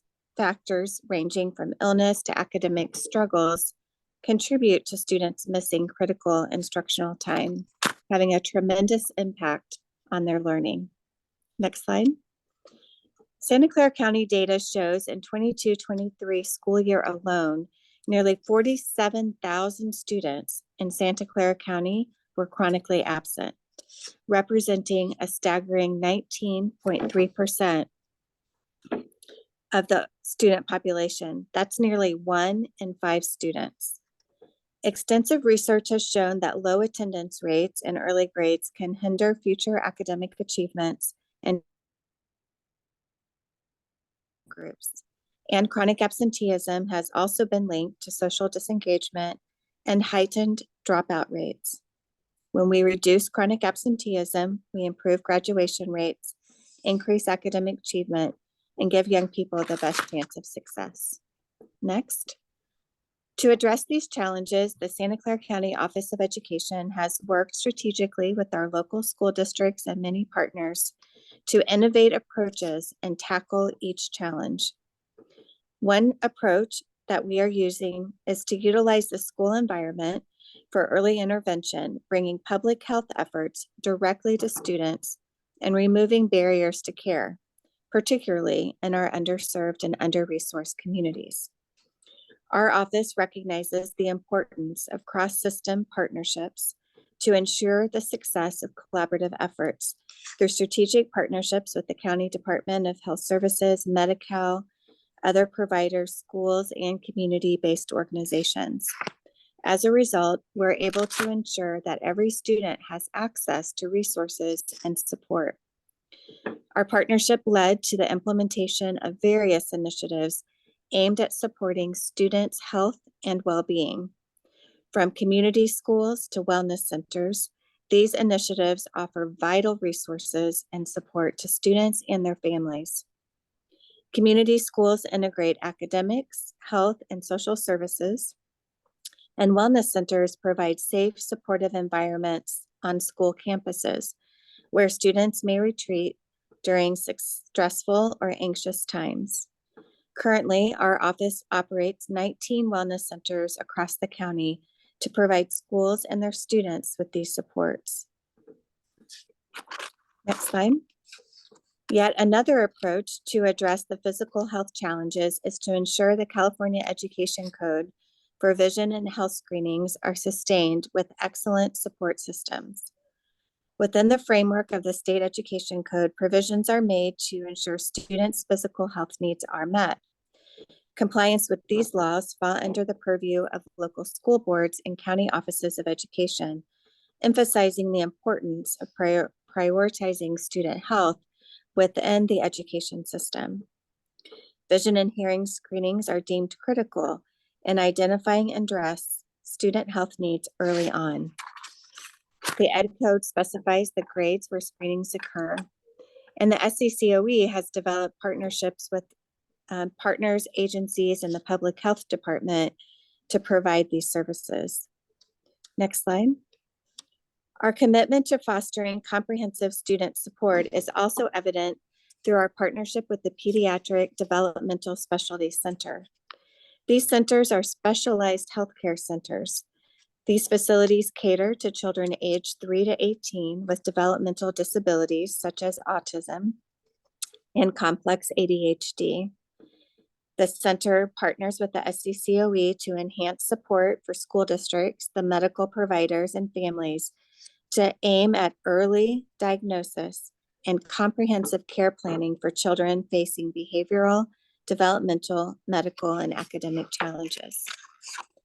I employ a manager of physical health and wellness to facilitate communication between the PDSCs, ed agencies, and families, aiming to improve coordination and collaboration.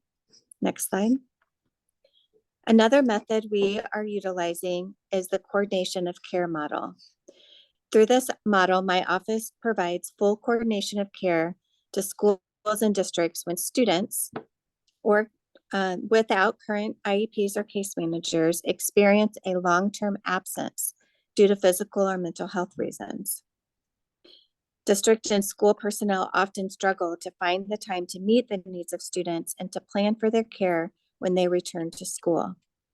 This service alleviates this difficulty and ensures that young people are receiving the support they need and are able to facilitate strong return to school plans, coordinating their healthcare plans and monitoring the implementation of their healthcare plan when they return to school.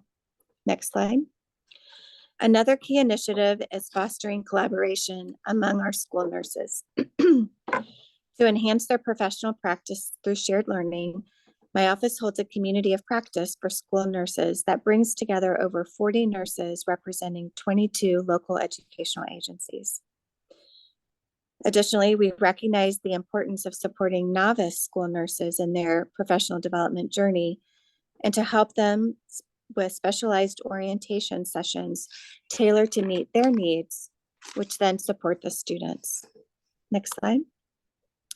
In tandem with our proactive approach to addressing pressing challenges in youth health, it's essential to highlight another vital aspect of our efforts within the education realm. Nationwide and here locally, there have been alarming increases in opioid uses, especially fentanyl poisonings and overdoses, unfortunately, including among youth.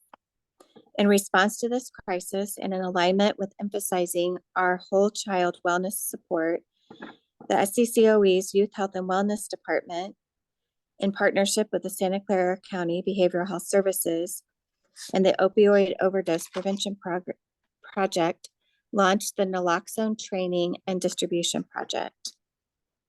At the end of October of last year alone, we had trained over 350 school district and SCCOE staff and distributed thousands of boxes of Narcan.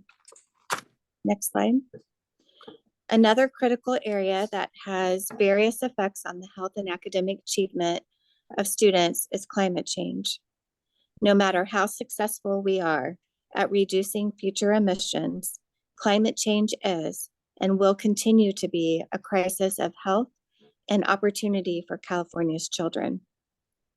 In California, a state prone to extreme weather events such as heat waves and wildfires, the effects of climate change felt by our youngest citizens are significant, leading to disruptions in student learning, school closures, and more. 3 key areas that climate change impacts include physical health, mental health, and lost learning time.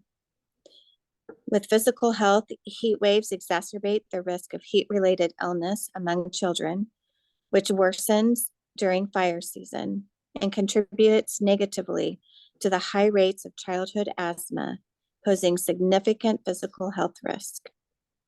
In the area of mental health, natural desires create extreme stress for young people, with 50% of our young students reporting experiencing climate-related anxiety. 75% of young people in a study of over 10,000 youth reported that the future is frightening to them. Unhealthy conditions impede students' ability to learn. The climate threats I just described result in lost school days and learning time, further exacerbating the racial achievement gap and hindering achievement. For instance, excessive heat explains 5% of the racial achievement gap, and disasters can directly impact standardized test performance. Most recently, the atmospheric rivers and high winds caused flooding, damage to buildings and roads, downed trees, and power outages. This caused school closures and prevented some students from being able to get to school, thus disrupting their learning. Next slide.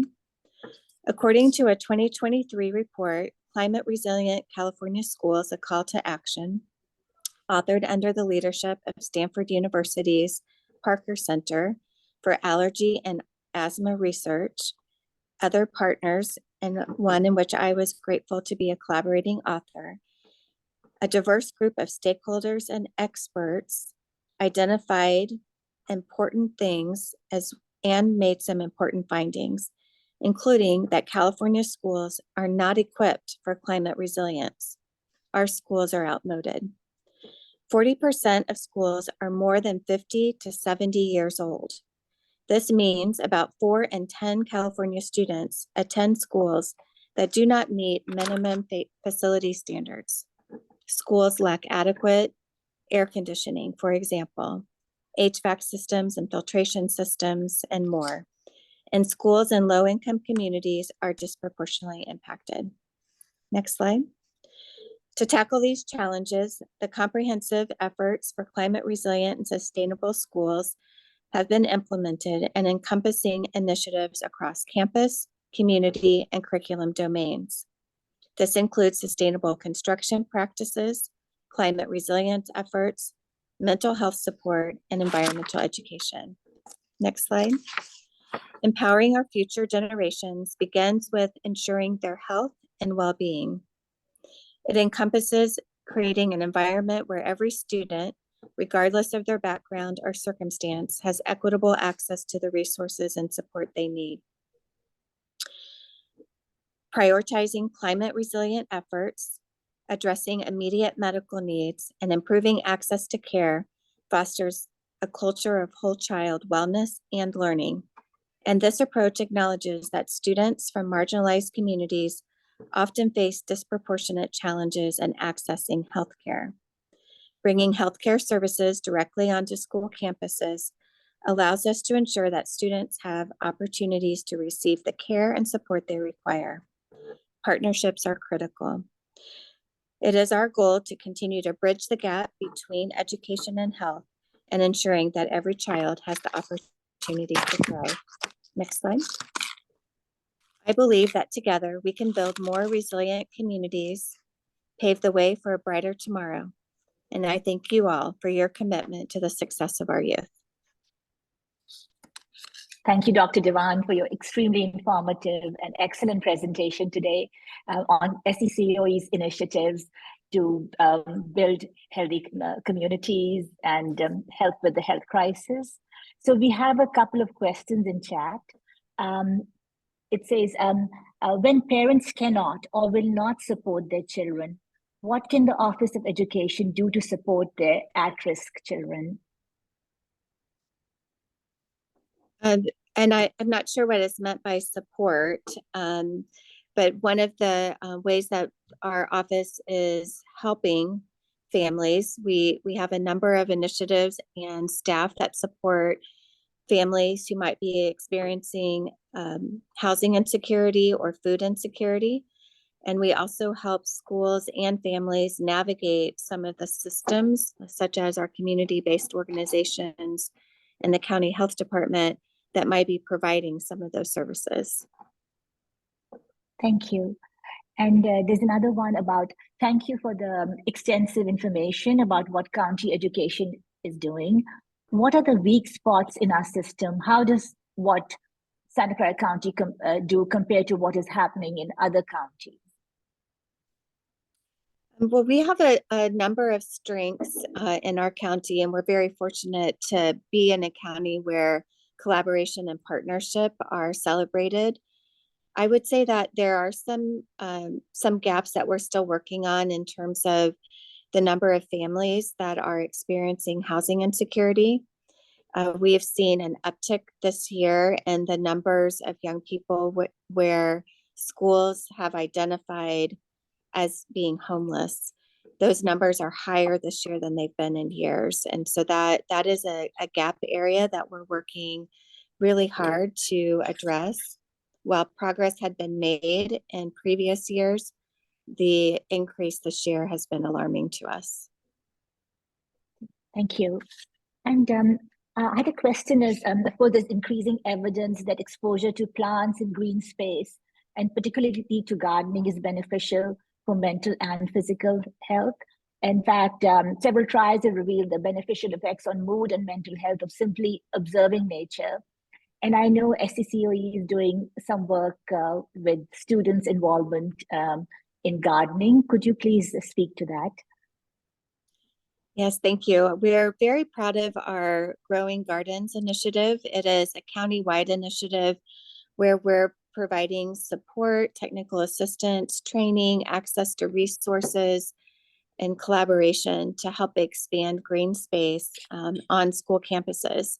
It is part of the climate resilient work, and it is also directly connected to the mental health and wellness work that you just described. Part of that is to establish gardens on school campuses, increase the amount of natural shade that can be available, as well as having curriculum and lesson plans and things associated with the garden to enrich the curriculum and to bring students outdoors. This initiative is really important, especially in some of our more urban areas where school campuses may have a significant amount of concrete or pavement and very little green grass, shade, or garden area. So we've been working very closely with a number of experts and different school sites to lift up some of the best practices in that area of school-based gardens. Thank you. We have another question in the chat. You mentioned the age of schools and lack of facilities to address climate change. Where specifically, like which schools are in worse shape? Would a bond measure to address these capital improvements be coming up? Like, what is the solution to the aging schools? We have some very old schools throughout the county. In fact, a number of our school districts are going to be celebrating between their 70th and 100th year of existence. And we actually still have some schools in our own county that are close to 70 years old, as well as a good number that are 50 years old or so. And so we see that quite a bit in the city of San Jose area and some of the other parts of the county. And there is some consideration to put a school facilities bond on the November ballot. I don't know if any of that is firmed up yet as of now. Also, local schools can go out and do bonds, but they can also be very challenging for school communities to pass. So there are some positive steps in the right direction there, but in order to facilitate and address our aging facilities, there is a lot of conversation around a statewide bond for school facilities that could make its way to the November ballot. Thank you. So also, we know that air pollution poses a significant risk to public health, and the exposure to polluted air is linked to a number of health effects. Could you speak to that? How does it affect students, and what are we doing to help with that? The air quality index is a really important metric that we monitor.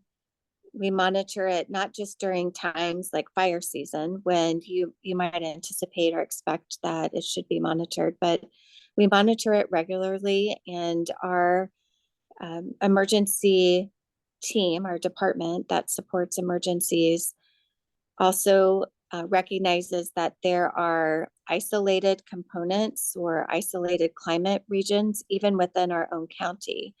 And so we also need to monitor sometimes region by region or district by district, and in some cases even neighborhood by neighborhood. Poor air quality has a significant impact on young people, especially those who already have upper respiratory illnesses such as asthma or chronic illnesses. We also know that it can cause headaches. It can contribute it negatively to young people's overall health. There are a number of things that we are recommending that schools do. We've held air quality webinars to provide access to our schools to grants and state funding to help improve their ventilation systems within their school campuses. And we've also helped them identify some of the causes of the air pollution in their areas in ways that they might be able to mitigate some of those impacts. Thank you. This is all great work, and thank you for sharing it with us today. And I know you're traveling, and so I will not take more of your time, but appreciate you being here today. Thank you again for having me. And we do have a number of the resources on our website, and would be happy to share those links with everyone as well. That would be wonderful. Thank you so much. Thank you.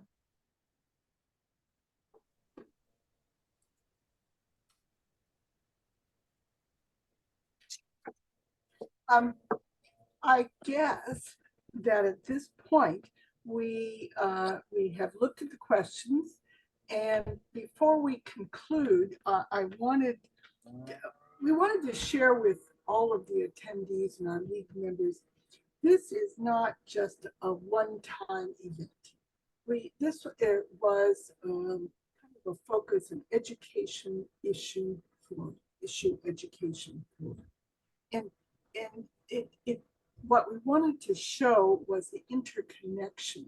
It's not, when you say health, it's medical is only one part of it.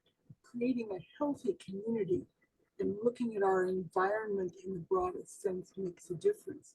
And one of the things that we, the Bay Area League, what we've been doing is just because of the whole issue of health, we've been doing a series, and I wanted our director, Raina Lari, to share with you what we have done and what we're looking forward to doing as part to keep up this conversation and keep that information for you alive. So Raina, you get a few minutes, please. Thank you, Kathleen. So my fellow board member, Mary Ann Shavlin, and I are organizing a public health series. I would like to share some background for it before I talk about it. So I became interested in public health issues when a family member was impacted by a chronic disease at a young age. I found that according to the CDC, 40% of school-age children suffer from chronic disease, while 60% of adults have one chronic disease and 40% of adults suffer from two or more chronic diseases. According to CDC, chronic diseases are the leading causes of illness, disability, and death in the US. They're also the leading drivers of our nation's $4.1 trillion in annual healthcare costs. It is also alarming to see the high per capita death rates from COVID in the US compared to other countries. The total number of COVID deaths in the US is 1.2 million and counting. This is 17% of the total global number, while our share of total global population is merely 4%. The high rate of chronic disease and the disproportionate impact of COVID on our country indicates that we have foundational health issues that need to be addressed. This can be achieved effectively by a resurgence of public health as a driving force in promoting health. In addition, mental illness are among the most common health conditions in the US. More than 1 in 5 US adults live with a mental illness. Over 1 in 5 youth between the ages of 13 to 18, either currently or at some point during their lives, have had a serious debilitating mental health issue. About 1 in 25 US adults live with a serious mental illness such as schizophrenia, bipolar disorder, or major depression. Many people believe that the role of public health has been diminished, with the emphasis on sick care rather than preventive care in our culture, because there is not enough money to be made in preventive care. The field of public health plays a critical role in the promotion of health, prevention of disease, and empowerment of individuals to manage illness and disabilities. My fellow League board member, Mary Ann Shavlin, and I have been working on a public health webinar series to highlight and spotlight the valuable role of public health and to examine the foundational issues that impact our health and well-being and make us all susceptible to chronic physical and mental illnesses. We have already held 2 sessions in our series, and the recordings are available on the website.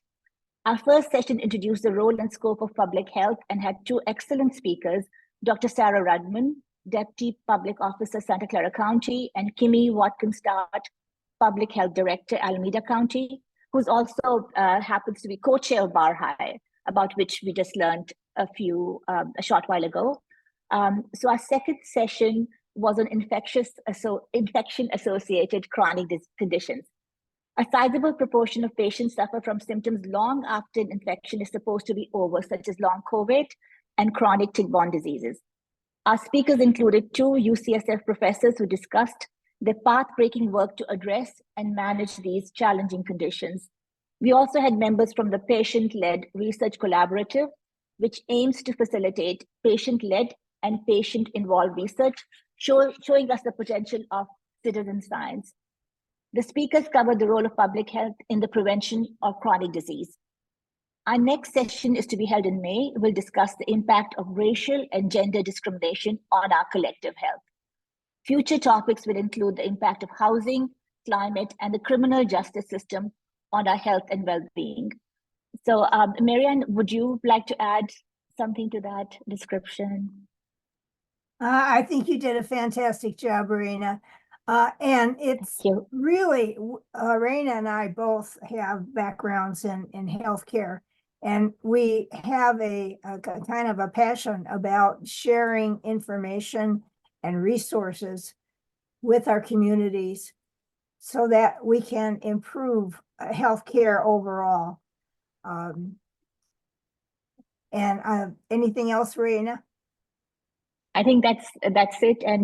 And also, like, because the recordings are available, if you missed the earlier sessions, please do go back and listen to them. They have a lot of great information.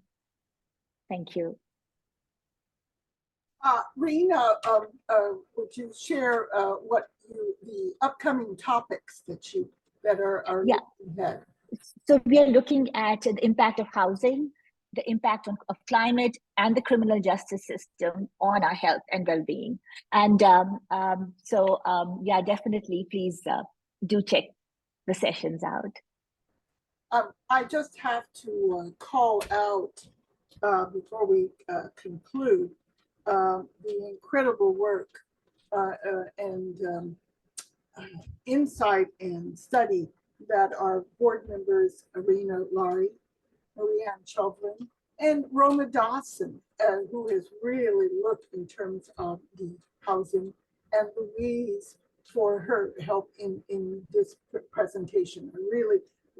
This is not a single event. These are a lot of different experts coming together to be able to give you the best kind of information.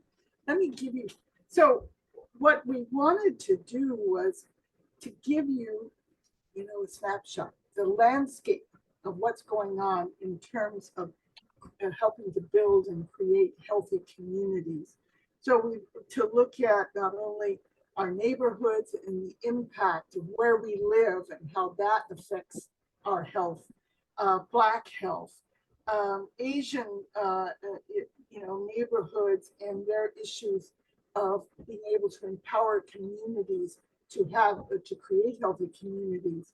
We looked at just a very brief look at other groups, what they're doing, Public Health Institute, SPUR, APIN, and we wanted to be able to, in a sense, not only talk about what are inequities, but what are our equities, what are our solutions, and connecting the dots, finding the solutions is where we were looking for.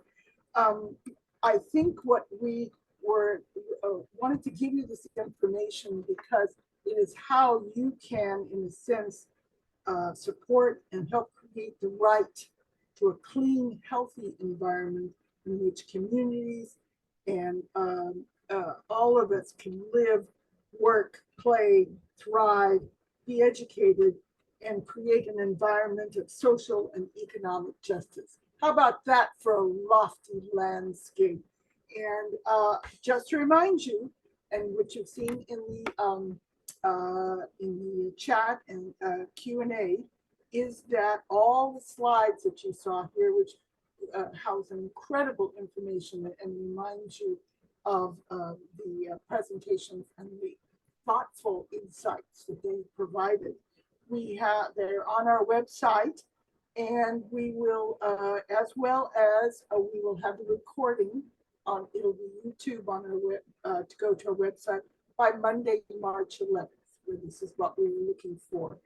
With that said, unless our community here has any other insights, I would like to say, how often do you get to end just a little bit early for a change as we have rushed through this incredible amount of information? We are pleased to be able to have you join us, and as we work together to create and build our healthy communities. So happy, by the way, day after International Women's Day, as well as the whole issue, and want to salute our many advocates and the fact that this is Women's History Month as well. And we are really fortunate to have incredible women leaders, which are seen here and many more in our Bay Area.